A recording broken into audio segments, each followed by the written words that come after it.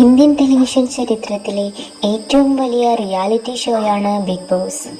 വ്യത്യസ്ത മേഖലയിലും പ്രദേശങ്ങളിലും വ്യക്തിത്വങ്ങളും സ്വഭാവങ്ങളുമുള്ള ഒരു കൂട്ടം മത്സരാർത്ഥികളെ ഒരു വീടിനുള്ളിൽ താമസിപ്പിക്കും.